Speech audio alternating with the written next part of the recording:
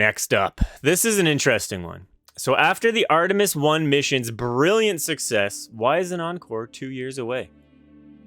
Random quote. I would say that we're going to try our best to get there. I love the idea. I love the idea of a quote like that in, like, you know, going to space, going to the moon. It's obviously got to be one of the most technical things of all time, right? And it's like, there's your quote. I would say that we're going to try our best to get there. Yeah. Great. Thanks. That's funny to me. That's funny. This is a very cool image. There's the Earth, there's the moon, there's the Orion capsule. It does bring a good question. Why are we waiting 2 more years before going back up again? When you consider, I think it was 10 years or less than 13 years, 10 years, maybe 8. Anywhere from 8 to 13 years, let's say. Sorry about that, but the Apollo missions, I mean, we went from not even going into orbit, not even achieving orbit, to literally landing on the moon in like 10 years. So yeah, I get the point of this article, but let's read on. I mean, I get the point of this question, I should say. So let's read on. So why are we waiting 2 years after Artemis 1 to go again? The launch of the Artemis 1 mission mid-November was spectacular, and NASA's Orion spacecraft has performed nearly flawlessly ever since. If all goes as anticipated, there's no reason to believe it won't. Orion will splash down in calm seas over California coast this week. Okay. Let us fast forward. Okay, I see the word budget. So let's see here. It may seem strange. Okay, wait. Most likely, the Artemis 2 mission will not happen before early 2025, although NASA's not giving up hope on launching humans deep into space 2024. It may seem strange that there's such a long gap. After all, with its flight in November, the Space Launch System, rocket, has now demonstrated its capability. Let's see here. Okay, should it really take more than 2 years to finish building a second rocket? The short answer is no, and the reason for the long gap is a bit absurd. Okay, so the reason that they're not launching the Orion 2, the reason they're not launching the Artemis 2 mission is absurd. Okay. It all goes back to a decision made about 8 years ago to plug a $100 million budget hole in the Orion program. As a result of a chain of events that followed the decision, Artemis 2 is unlikely to fly before 2025 because of 8 relatively small flight computers. What? I hate to say that it's Orion's time.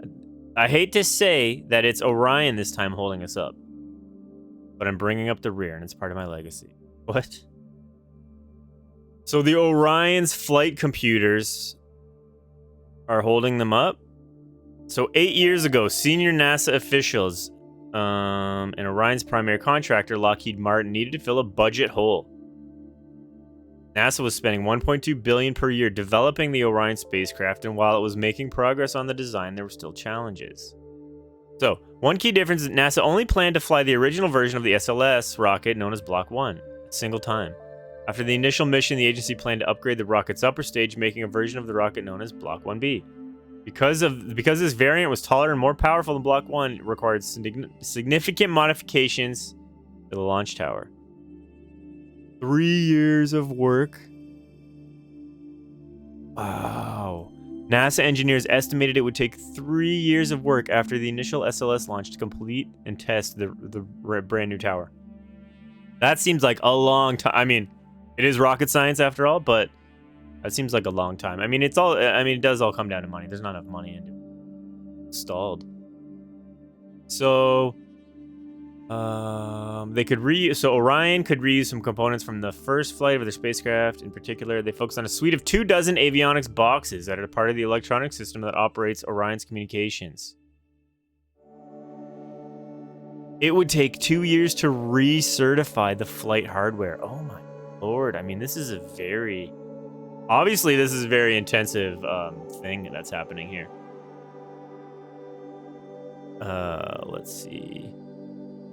So, by not needing to build 24 avionics boxes for the second flight of Orion, the program closed $100 million budget hole. Okay. So what it seems, okay, so this is, I mean, we can go into the article more, but I figure let's just talk about it. Right? Rather than getting into all the politics, I mean, look at all this politics, right? You can't not be political. But it seems like in my opinion, here's what happened, okay?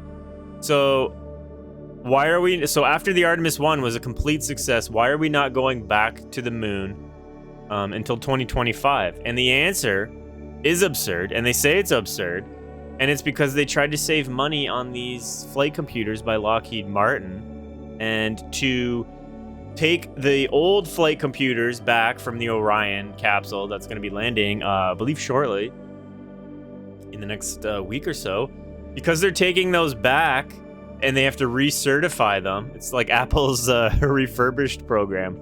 It's going to take them 2 years to recertify these old flight computers because they didn't have the budget to produce all 12 of these flight computers all at once.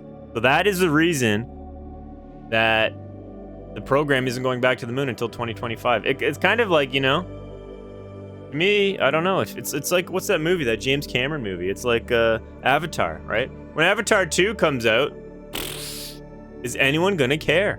I don't know. Do I care? I don't know. Obviously, I will care about the Artemis 2, especially once humans get involved and then they're landing on the moon. That would be amazing. But it seems like we're gonna have to wait. Just like I just hope it doesn't fizzle out the the drive and like the care, and everyone's loving space right now, and it feels like we're on a big wave of space, and I just hope we don't lose that. I just hope we don't lose that going forward. So anyways, there you have it. That's why the Artemis 1 mission will not be going to space until 2 years. Budgets, silly humans, silly politics. That's what we're good for, isn't it?